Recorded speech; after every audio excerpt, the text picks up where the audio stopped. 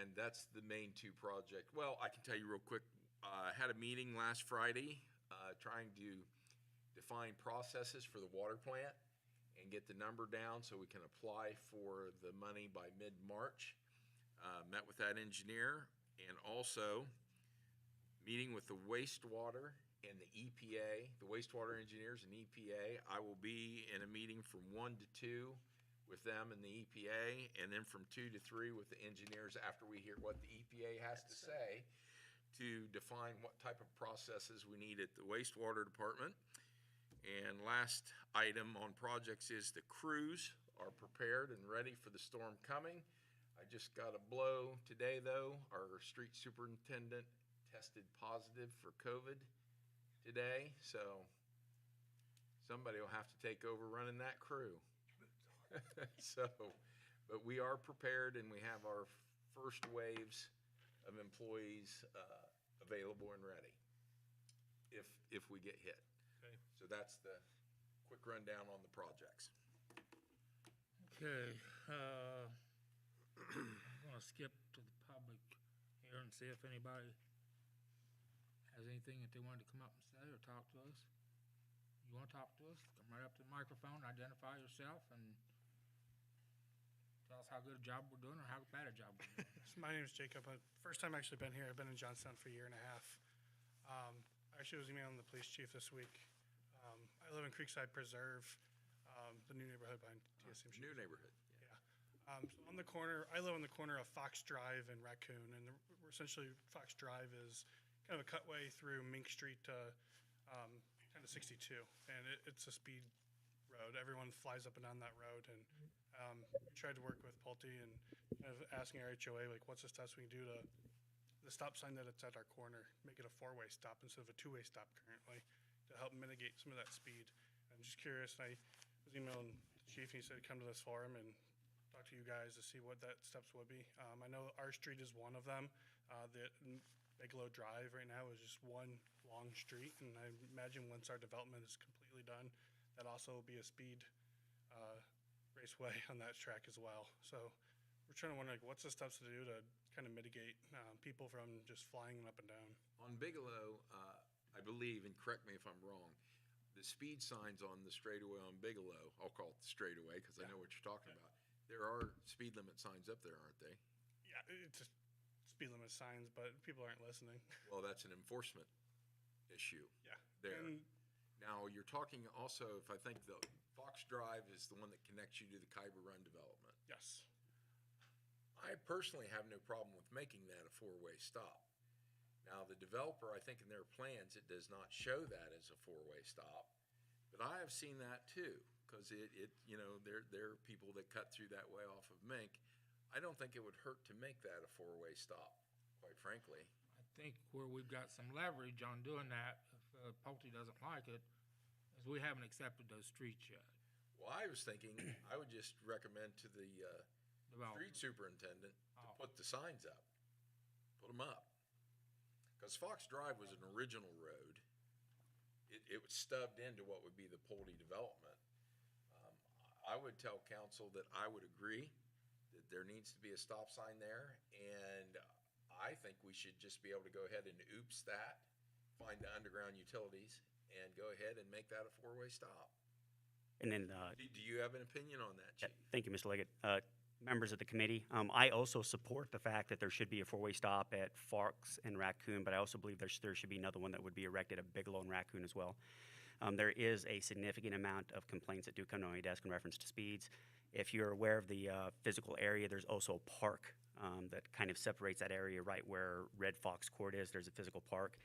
And as they kind of coming downhill a little bit, and then there's a turn, and I would agree with the gentleman in reference to that cars are probably going there. We have done a lot of enforcement in that area, but I do feel that the stop sign, not necessarily put there as a means of slowing people down, but physically getting people to stop at that area, because I believe that it does warrant a stop sign and it would not be erected for slowing people down.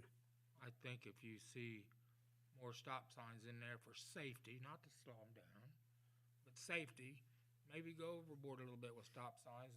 There's a lot of children in that area. Well, in the Bigelow straightaway, though, there are no, what we're calling the straightaway, right after, what is that, Raccoon? Right after you come in Bigelow, the first right. Fox Drive. Is that, Fox Drive goes Fox Drive. all the way back in. after that, there's no intersecting street till you get clear to the other end. So the speed limit sign is about all we can do there I'd say do them both. with enforcement. What do you think, Marvin? Both of them? Do them both. I'd do both of them, and I know what you're saying, Jack. I don't know how expensive they are, but And it's a, what, 25? It's a 25, and in a residential area, you know, that's prima facie, so people should have the expectation that speed is 25 miles per hour, and we'll enforce that. And then really, maybe the committee wants to also take a look at how attractive the signs are up there, so maybe the residents don't want to see a lot of signs. the residents want it slowed down, or they want signs, chief? Well, absolutely, and I think there's a good mix of it. Right now, there's just the one four-way stop at Bigelow and Fox Drive, and I did talk to Mr. Liggett, I think it was 2 weeks ago, about a street light that was put up that was blocking one of the stop signs. So they had since got that moved. Move the stop sign. Yeah, to put on the other side of the light that was obscuring that stop sign. But I do support putting a four-way stop at Fox and Raccoon, and also Raccoon and Bigelow. I'm good. I think by the time we work through the developer and the zoning, I think it should be just as easy for me for a few $100s just to go ahead and put the sign up. And I think I can get it done quickly. Okay. Great, appreciate that. I do have one other kind of more as awareness for you guys. As you know, our neighborhood right now, the streets are still within the Pulte's Correct. maintenance. We've been dealing with a lot of problems with the snowfall and icefall in the last couple months now, and even last year, because city doesn't come and plow those because Pulte does right now. Pulte will not touch those streets unless it gets to 2 inches minimum of snow, and then at that point we're just on the bottom of their list. Typically they don't get to us until about end of the next day. So just knowing with the next storm up, our streets have school buses, the police is there, fire comes up and down. These streets are not safe because they're sheets of ice and snow. I don't know if that's awareness to you guys and knowing Well, let me that. tell you how to correct that. We're not gonna come in there and start plowing until we accept the streets. Right, get that. That's Pulte's position. Yeah, and we've gone to Pulte. If you as residents wanna get a backbone and do something about it, you call 4, 6, and 10 and tell them to come out and stand there with the Pulte sign and let them go through there and take some pictures of the street. When it hits the news, I guarantee you they'll start cleaning them. And just go up to the office and tell them what you're gonna do. There's been other problems up there with Pulte that we're not happy about, but we can't go in and do anything about them right now. But you as residents can go in and talk to Pulte, and if they don't like it, they got a problem, say, this is what we're going to do if you don't do what we ask. You put a lot of money in those houses. And Pulte's still building a lot of houses in Central Ohio, and they probably will try to build again in Johnstown. If they get bad publicity, they don't want that. Yep. My main thing is because we're at the safety, just letting you guys know that, like, it's a safety with school buses coming to the stops and it's just sliding through because they're not plowed. So, just wanna But make- they are not our streets at this Yeah. time. We have a liability if we go in there and start working the streets, we don't own them. Right. Pulte is sole owner of those streets. Thank you for your time. Hope we answered part of your question. Thanks for coming. Thank you.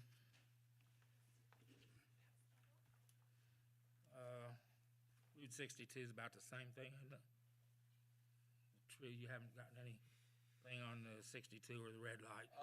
Yeah, real quickly on there, I spoke with Brad Kitchen the other day, and he came back with a number of questions about how much road width we were gonna take.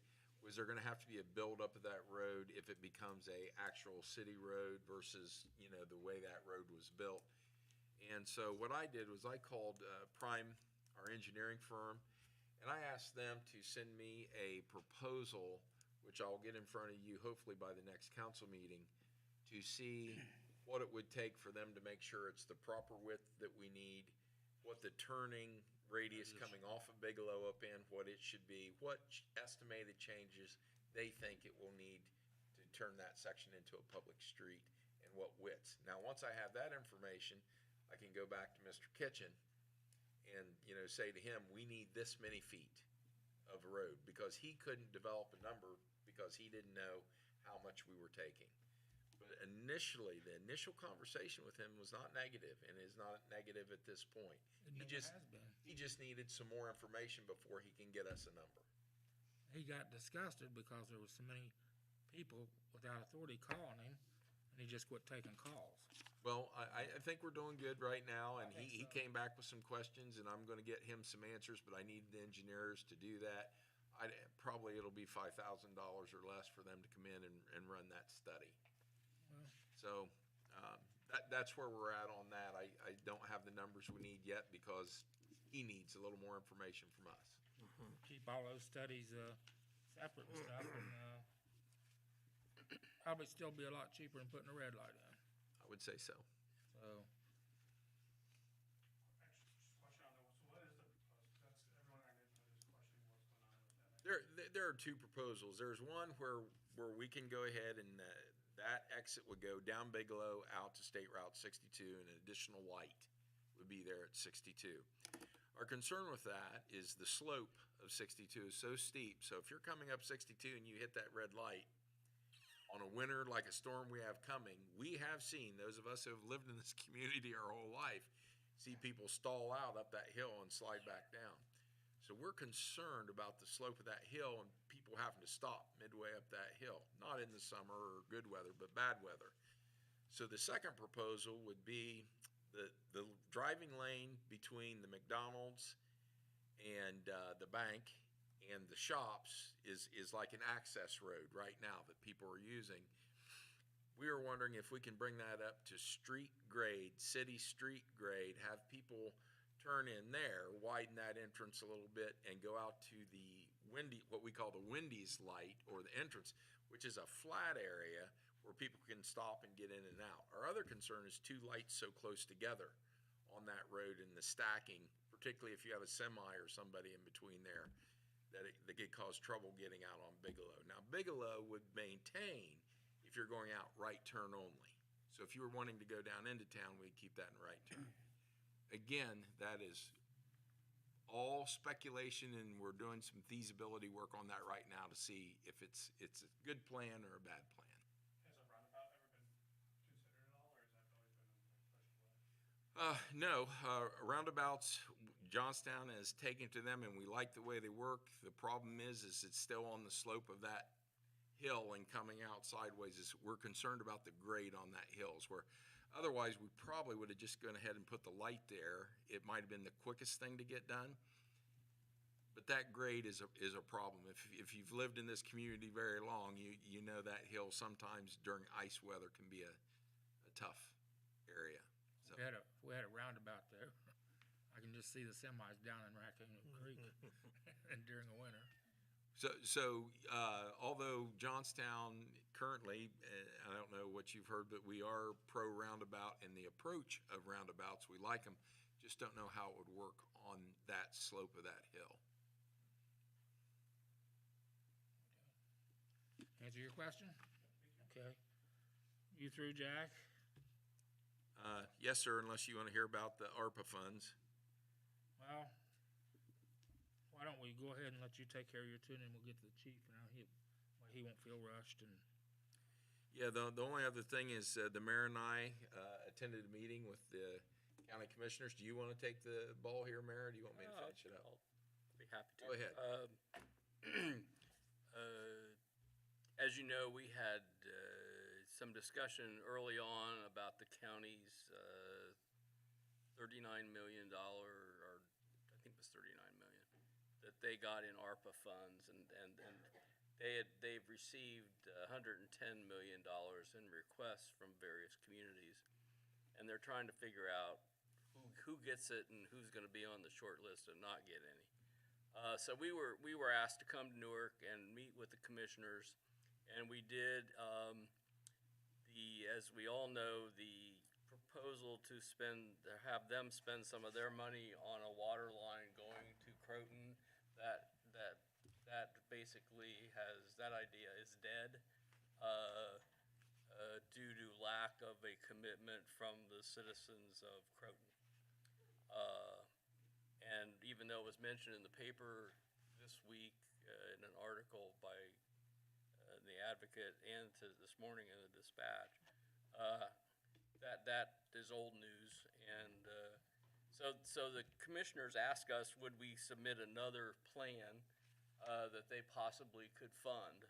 And so we put together a great proposal to ask them for additional resources besides the $100,000 that we have been putting in yearly to line these old Sewer lines.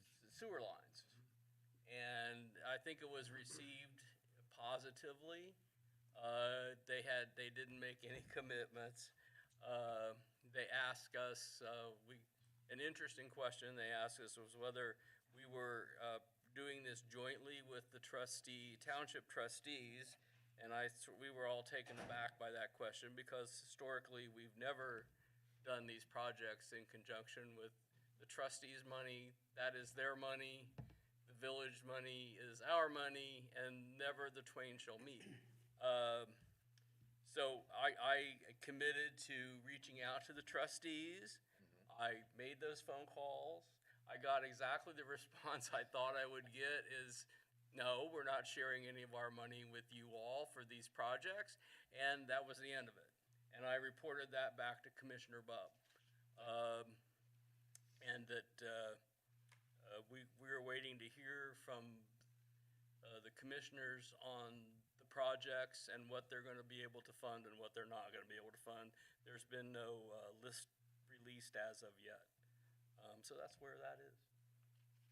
Okay, we'll move on to are you taking care of the conversion to LED lights? Is that, Actually, all we've been doing there, I know we've talked about it, but all we've been doing there as a light where ballast goes bad, we are just converting them to LED at that time. I think if you looked in the street department report, oh geez, I think there was 8 that we did last month that the ballast went bad. So we're not doing a mass project like was brought to us. We're just converting them as we go, which I think was the decision at that time. We would just change them over as we go. So I think we did 8 last month. okay, getting on to the Intel plant. That's still just out there in La La Land somewhere. I don't think anybody's made any contact with Johnstown, have they, on it? Oh, yes. Have they?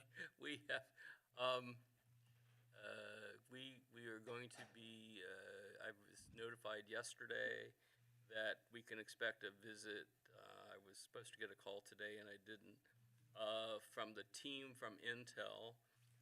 This is not the people building the plant. This is their marketing PR people that would like to have some insight on residents of Johnstown, the history of Johnstown, the school system, the city, why people like living here, as they gear up and try to develop materials for the Intel folks about our city. And I told them I'd be happy to meet with them. And they're going to do a similar outreach to New Albany. But I was encouraged that we were on the first call came to us.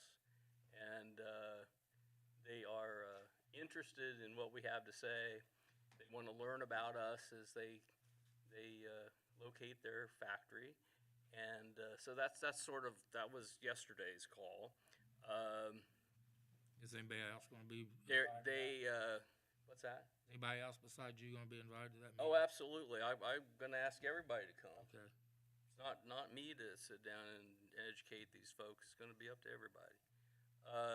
I'm just sort of the point of contact at this point, and if I get That's what mayors do. Yeah, I know. So I'm not complaining about that. By the way, It's good to get a call from. it's good that we're hearing from them. I was out at the site over the weekend, and if you stand where this plant or this site is, and you look directly, I don't know what direction, Johnstown direction that is, north, you'll see our new water tower. As I told Jack, I said, nobody's going to be able to take a aerial photograph of that plant, and you're going to see Johnstown in big red letters, or white letters, or black letters on white letters on a red background. Yeah. It'll look just like the other one. And right now, when you turn from 161 on the Mink, what do you see? You see Johnstown on that water tower. And it's gonna be exactly the same visual from the Intel plant at the corner of Green Chapel and Mink. So I think that's going to be interesting. There aren't a lot of answers. Just to sort of wind this up, there's not. I'm trying to develop questions. We have lots of questions in all kind of areas. How many people? Traffic. Have they thought about this? Have they thought about that? There aren't any answers yet. So I know we have lots of anxiety in this community among our citizens because they don't have answers. And I'm going to try to get them answers so that we can keep the anxiety to a controllable level. Besides COVID, these people are stressed out, and people are getting into arguments with their neighbors and having discussions. And as soon as I can find answers, and I've put everybody on notice from the governor's office all the way down, get us some answers. That's all we're asking for at this point. And they say as soon as we can find the answers, we'll get them to you. So that's Most of those people didn't even know anything about it, Chip, until 10, 12 days before they announced it. well, I didn't know about it till I was told a week before. So Yeah, and the people that did know about it signed non-disclosure. non-disclosure forms. Yeah. The only thing I can say about, we don't have the money, and I don't have the guts to try and fight New Albany. My feeling on it is that, am I happy about it? Absolutely not. But we're in a place now where we will have to embrace it and deal with it and try to make the best of it for Johnstown. But I would say that we're sitting in a better position than a lot of the communities it's going to happen to. And Johnstown, regardless of what you say about the developers and things that come here, if they want our water and sewage, we'll control the development. That's true. And the developers that I've been talking to are talking pretty favorable about Johnstown and housing and stuff like that. Had a productive meeting last week with one of the developers. It went pretty good. So I think things will be better. Yeah, as the article sort of talked about this morning, the land rush Is on. I'm not sure that people are actually bringing their cash and buying as much as they're just trying to Dealers. find out what the story is at this point. They think they're going to come in and get a deal on this property. Their There's no deals deals. are done. Deals are done. So, anyhow, that sort of gives a little I insight. think we ought to hit item 4 too, real quickly with this impending storm. Yeah. Go for it. Okay, well, basically, I will say this, Councilman Lee brought this up, but in the past, during very cold weather, this has been used as a warming center because we have a generator. Saying the generator works and our heat works, which is working now, we got that repaired. As opposed to last week. He just wanted me to bring up that, this could be used and designated as a warming center. We did do this before, and I'm going to defer to Teresa because I wasn't part of setting that up. Do you remember, did we do anything special when we designated this a warming center? I think it was last winter. Didn't we do it during a short stretch? I remember being prepared for it. We were prepared to I think open we had if some we needed water. to. We were just and prepared to power. We had open. water. We made sure Yeah. there was lots of water. So I mean, I guess we could make sure there's bottled, So that was going to be my primary question. We didn't supply any food, if I remember correctly. No. But there was to be drinking water here and plenty of places to sit. I don't think we have the store of water that we had at that time, we don't have. It used to all be stacked in the police department. but I think that's pretty well gone. Yeah, I think so. So my only quick question, which we can, bring up in council, do you want me to get X cases to have on hand in here? And I can bring it up at the council. But other than that, I think the main thing we have to talk about, which I think I have to go to Chief Haroon, is manning and who monitors why this place is open. That's the other question. Was we felt, I think I remember from a year ago, we we discussed, were the officers gonna poke their head in here as they were doing their job, or who was going to monitor this site if we opened it for heating? And also if electric, So, we have a power outage. Power outage, yes.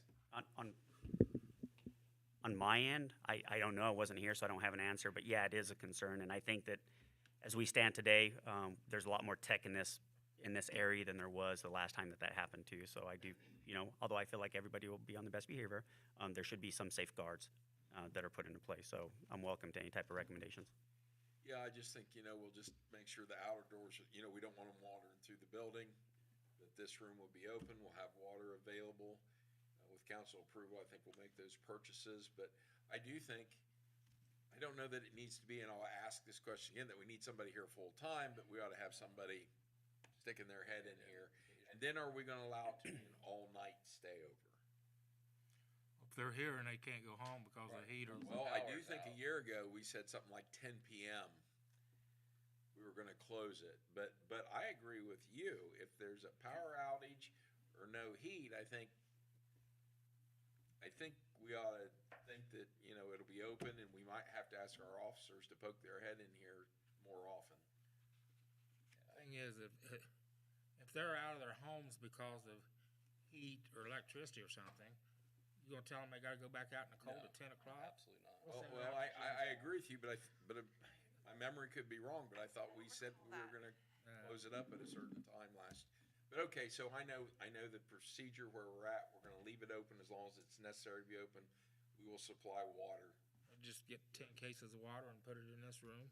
because they're used, if we don't use it here for that, we use them throughout. Okay, I think that can happen easily tomorrow. We'll get that before the storm hits, and hopefully we don't need any of it. Hope not. Thanks, Jack. Thanks. Okay, we're ready to move on to the mayor's court report, and we'll turn that over to the chief. Was you gonna make that report? Yes, Mr. Block, there's 5 minutes left, so if it's fine. Run over- Go ahead. If it's fine, sir, I'll go ahead and go over it. There is a lot of information, about an 8-page report there, and I would like to cover it in some detail. So if the committee is okay with that, I'll proceed. Yep, Go ahead. Thank you, sir. All right, so I want to start with, there was some consideration of the abolishment of mayor's court. And I put together a report that just kind of outlines mayor's court and what that means for the community. There are roughly 297 mayor's courts in the state of Ohio, and Licking County supports 10 of those. Our mayor's court has ran for longer than 130 years here in Johnstown. Recovering some old records, I was able to find one as late as June 29th in 1982, where the then mayor, H.B. Rustler, had fined somebody. So our mayor's court has been in the community for a very long time. It is a court of non-record, which basically means that the hearings are not recorded or transcribed, and it means that anybody that comes into mayor's court does not have the option to have a bench trial. So it means that they have the option to have a bench trial, not a jury trial by their peers. Our mayor's court, we operate bi-weekly on Thursdays at 6:30. This late time allows for people not to take off work. So generally when people are home, if they have something that they want to dispute within mayor's court, it gives them a good time frame to be here, and it's convenient for the community. There are disadvantages to have a mayor's court. There are some concerns with mayor's courts not being legitimate, being run illegitimately, and also run solely for profit as a moneymaker for the community. There's also a lot of things in mayor's court that cannot be heard, like kidnapping, assaults, domestic violence, violation of protection orders, aggravated trespassing, stalking, and others as well. Budgeting can also be a concern because at the end of the day, if we continue to support a mayor's court, then if the mayor's court is not generating the proper amount of revenue, then that falls upon the shoulders of our stakeholders in the community. The advantages of having our mayor's court is that here in Johnstown, we use only accredited magistrates and attorneys. And the hearings that we have here, they're really relaxed. It's kind of like a blue jean t-shirt type thing. You don't formally have to dress. And the nice thing is if you ever attend one of our mayor's court, the magistrate, if you don't understand court proceedings or have to get through items, she takes the time to really kind of explain what's happened and walk you through a trial. So it's good for that person to have that experience.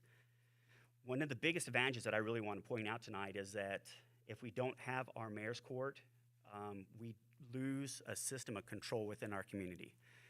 This means that if we have a Jane Doe that lives down the street, and Jane Doe doesn't mow the lawn, doesn't trim the hedges, plays the music loud, allows her animal to defecate in the neighbor's yard, we lose the local control to deal with Jane Doe. Zoning can try to take those cases to municipal court. The police can try to take those cases to municipal court. And I absolutely love and adore the judges in this county. They're very fair, very hardworking judges in this county, and I really value what they do. But if they have a court docket of 300, how important is a situation where somebody's not trimming their hedges? And in a way, I think that some of those cases could possibly fall through the cracks. So the moment that we abolish this court system, we lose our local control. And given what is on our back door, it is very important that we preserve that. Some of the services that are required to run mayor's court are going to be magistrate fees, legal fees, bailiff overtime, translator fees when we need those, office supplies, and then we do have an annual software agreement where we would use that, we need that software in order to run it. Items like parking citations, traffic citations, criminal citations, they're provided by mayor's court, and it does come from that budget. If we were to dissolve mayor's court, then those items we would still need to purchase and still need to have. However, those would need to come from a different line item.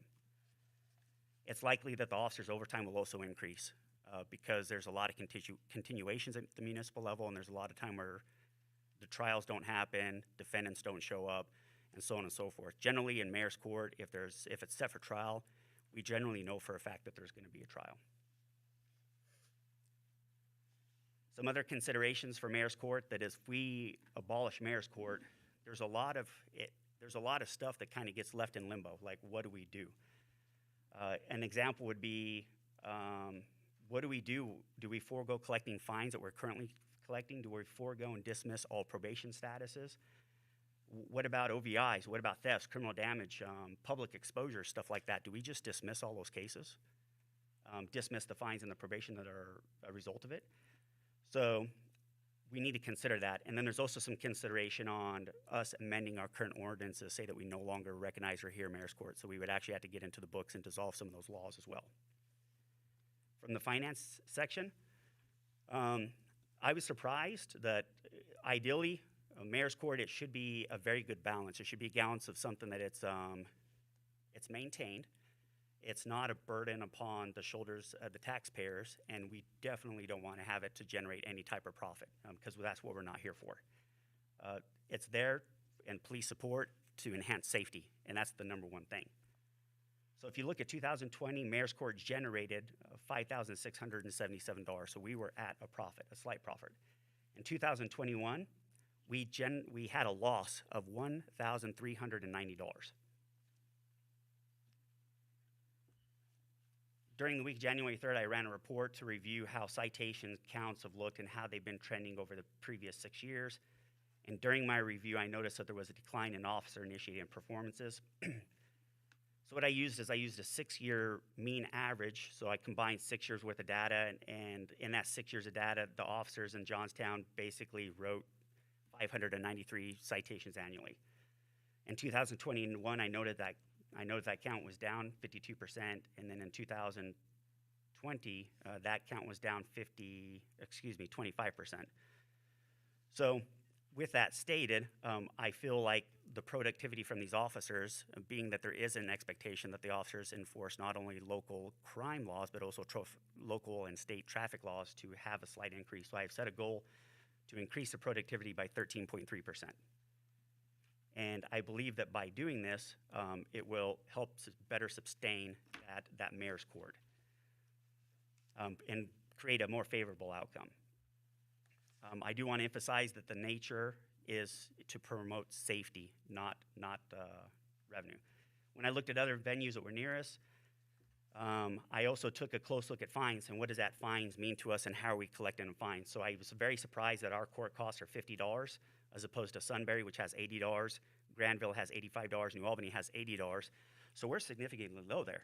And as a matter of fact, according to my research, I realized that the last time that we looked at fines and the last time that we looked at different types of costs within mayor's court, was effective July 1st in 2010, and that was signed by Mayor Kevin Reif at the time. So I think that we need to really take a close look at that to determine if, number one, our fines are where they need to be, and if those fees are where they need to be as well. And again, that if you really look at it, that's 10 years ago since we looked at something like that. So if we have fees in mayor's court, the city's only generating $15 per trial. So if somebody goes to trial and they're found guilty, then Johnstown only collects $15 for that trial, which is not enough to cover the magistrate fee, the attorney fee, the officer's fee. So we need to take a closer look at that. I want to make a commitment to the committee that I will, and I have been working on adopting to put more things through mayor's court, because a lot of times we are not sending any type of criminal charges or anything like that through mayor's court. We're sending traffic only. So I have been working very diligently to create a criminal affidavit manual, and I'm going to pass this to members of the committee so you can see that when it was created, how substantial it is and how much time it's taken me to do it. It's something that definitely wasn't created overnight, and it has been a work in progress for some time. I also would like to propose that if we do see those slight profits within mayor's court, I would like to see some of that money go to community-based safety programs like Click It or Ticket Campaign, where we're doing a little bit more overtime for that, OVI enhancement overtime, other traffic safety enforcement overtimes, and then also to fund programs like National Night Out. And again, that would basically impact that traffic enforcement with the community, creating a safer community. So with that said, I know there's more information there. It is, even though mayor's court is not under me, and I want that to be clear to the people within the crowd here, I feel that it's a direct conflict of interest for me to be in charge of mayor's court or to have anything oversee mayor's court. So it is a separate entity for me altogether. But it is my recommendation to keep our long-standing mayor's court and support it as it has been in operation for more than 13 decades, and I feel like it will be a tool to basically help our growing community. I'm open to any questions. I got some statements to make here. Can I ask a question? I'll get to it in a minute. Okay. You got it. First of all, you made the statement there that you're not in control of traffic court, correct? That's correct, Mr. Block. Okay. Why was all the money spent out of the police department to do this if you wasn't in charge of it? That's criminal affidavit. So basically, we need to. There's also an element here that in Johnstown there's an underserved community that's also present as well. So. Okay. You always bring up. Now, you made your statement. I'm going to make one. You bring up the safety thing every time you turn around to get more money out of us, and we've been pretty generous to you about things, and I'm not real happy with the way things is going right now, Chief. You come out with this edict here about making your guys, it says right here that they have to pass out 7 moving lot violations a month and 2 parking tickets for each officer. And if they don't do this, he's going to put officers that do not make the above stated metrics shall be subject to disciplinary actions.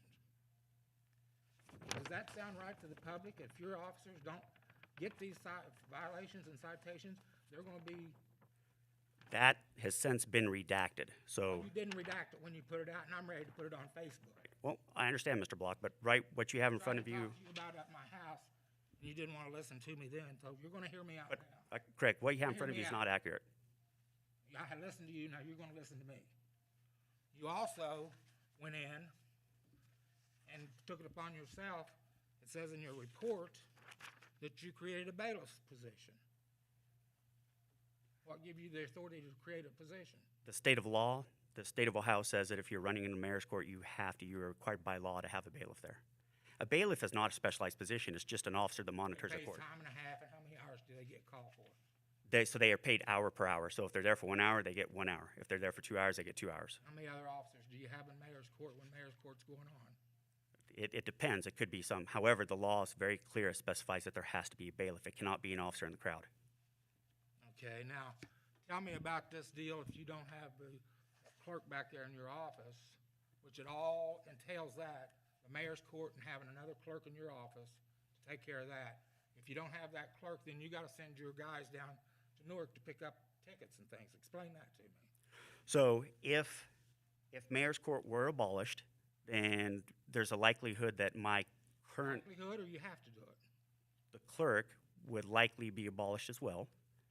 And that clerk runs leads. So if I was to go to John Doe's house and John Doe was to have an event of identity theft, we would take John Doe's license, we would run John Doe's license, and what ends up happening is we would have to physically print that information and include it in the report. We have to have a certified leads person in order to do that. And if we did not have that in-house, which we do now, we would have to go to the 911 center in Heath in order to pick that paperwork up. And you didn't know that when you was abolishing all the other jobs? And if you have that clerk in there, that's gonna be an 8-hour day job, so who's gonna take care of the other 16 and on the weekends? They wait. So in that case, they pile information up and then it waits. So when she gets back into the office, she does. And I absolutely did account for it because I needed to have that certified leads person in-house. And the other thing I can't understand is, when we was given the reports and things before, Mayor's Court was losing $10,000 a year, and now it's coming up to where it's looking a lot better, like we're not gonna lose that much money. And then you want to increase the fines to what the other communities are paying, up to, from, what, $50-some, what Sunbury and all of them's paying, $39 to the state, and, you wanna raise that to 51, or from 54 to 90, you wanna raise that. And I realize some of these might be outdated, and I just can't see where you're coming from. You spent all this time, you put it on Facebook, but you didn't tell them about some of the other things that's happening on Facebook. The finance aspect of it, I'm not the finance director. Okay? Well, if you're not into the finance of it, you sure put a lot of figures in there for the financing. That information was requested by finance and provided to me by finance. Okay. Jack, do you have something to say? Yeah, I had one question, and you just touched on it, and because it was a source of confusion a little bit for me. It's like you said, in court, we were only gaining like $15 per case back to the plant, and I'm trying to understand what you're Correct. saying. And I basically had the same question that Councilman Block had, was anytime we had talked about Mayor's Court in the past, it was always losing $10,000 or more dollars a year. And that's been said more than once.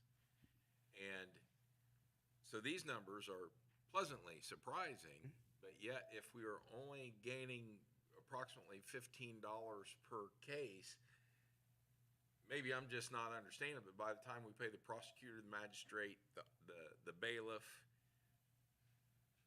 man, we must be running through a lot of cases to clear a profit if we pay all of them, and we're only gaining approximately $15 a case. So I had it was a twofold question. Now, was that right there? I'm not quite clear understanding it. And then, Chief, I could be wrong, somebody correct me, but I'd heard that $10,000 deficit number multiple times. Were you under that impression as well, and then just now found out that we weren't under that deficit, or I don't know where that $10,000 number of deficit came from? And I don't either. It's one of those things that just kind of appeared, and that's what I also believed. I believed it. It's been said in meetings, it's been said, open meetings, I haven't seen it in writing, but we've heard it several times like Jack had. Well, that's the figure that we've used to go on, and now all of a sudden, since you want to keep Mayor's Court, that's all changing. Well, what ended up happening is Mr. Liggett, he said, go ahead and do the investigation, and then that was twofold. So not only look at what I need to look at, but he also went to the finance director and said, hey, pull the physical numbers, which time she did. So we actually, maybe for the first time in a very long time, we took a deep dive into what Mayor's Court actually does. And it was a pleasant surprise to me too, but I always felt the same way that you did or any other member of the council, that we were running $10,000 under. And so the second part of that question was, if we're only gaining approximately $15 per, I don't understand how we are running at a profit, even though obviously Dana has looked at these. I don't see how we're doing that, how we are paying a magistrate, a prosecutor, a bailiff, if we're only. Overtime to the police. Well, yeah, the bailiff fee to that. So I do have a little confusion with that. I'm not saying these numbers are wrong. I'm just saying at $15 profit per case how are we breaking even at the expenses of those people? So really what it comes down to is just sheer numbers. So if there's 20 people in here for court, we're generating court cost on 20 people. Now, $39 of that $49 goes right out to the state. Right. We get no piece of the pie of that at all. So you're not showing that as income here, you're only showing the $15. Correct. But now what you have is you have $15 for 20 people. That's 300. And the magistrate fees, $150. The prosecutors, whatever we pay the prosecutor, and if an officer has to testify, then that's where that money comes. Now, that's where I'm at with this, and it would be at the pleasure of the committee in order to make the recommendations to council that those fees do need to be higher, like Sunbury, Granville, and New Albany. That's what I'm saying. By the time we pay the bailiff, by the time we pay the officer that has to come, because I'm sure he gets a 3-hour call-in. Yes, sir, he does. To come to court. And then by the time we pay the prosecutor, and then we pay the magistrate, so we only have expenses of $300 a night if we have 20 people in here. With all those people, they aren't making very much, but maybe they don't. In trials, the fact of the matter is, in trials, we might be taking a loss, and I think that's where, making sound traffic stops on good violations limit the amount of people that are actually attending court. So if people are just paying the citations, then we make money on that because we don't have to worry about the magistrate coming in, the prosecutor running the case. Like that money just gets settled pretty much instantly. Same thing, money goes to the state, we keep a portion of it. So your officers get paid 3 hours for coming in from mayor's court. Yes, sir. Okay, that's a time and a half. Yes, sir. Okay, so that's just a time and a half. 3 hours is over $100 for the officer to come in, In some cases, more. and plus these fringe benefits and everything. So, how many officers do you normally have at traffic court? Usually, it's been pretty good. Usually, there might be like one trial, and I don't know if last mayor's court we even had a trial, so there might not have even been one trial. So, in addition to what you're seeing there for the prosecutor and stuff, you got the fees for these. Yeah, I was just trying to make the numbers add up because I see it shows that we're breaking even, which, as you said, that's what we want to do, but I've $15, 20 people. Well, that's for. Pay everybody, I just didn't understand how.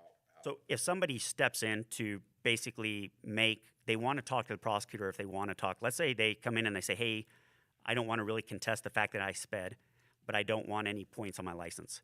So the magistrate or the prosecutor looks and says, you look like a very good driver. This is the first time, so what I'm going to do is I'm going to cut your brake. But if the officer's there, he still gets paid for coming. Correct. However, the officers never really, that's the nice thing about mayor's court is that they're never called in unless they absolutely almost 100% feel like it's going to go to trial. I think But the prosecutor's paid for the night he's here, regardless if he settles every case. Right. And the same with the magistrate. Absolutely. I think these are figures that a lawyer look like law figures to me. I can't figure them out. Okay, well, that was my question. I was trying to get the relationship between such low amount that we're getting and how we were paying those people and still breaking even. Moving on, and we're gonna return. We appreciate your. Thanks, Mayor. report. And I'm not a member of Safety and Service Committee. I'm just speaking as a I understand, Mayor. interested observer. Is that I'd like to start the council meeting, and we're going to return to this in a couple weeks. Further explore the mayor's court, and if everybody's okay with that, and I think that should be, make that determination when we get into council meeting too. sure. Make our motion. And I appreciate the information you've given us, and we certainly will study it and factor it in. Thank you, Mayor. Appreciate it. Is there any other- And I'll shut up, and you guys can finish your meeting, and we'll. Any move other on. business that we need to bring up before we close? We close, I second. Sure, I move that we adjourn. I'll second. Favor? Aye. No. Pass, Teresa. We're adjourned. We're adjourned, Appreciate it. and we're gonna go right into council meeting, and give me about 2 minutes.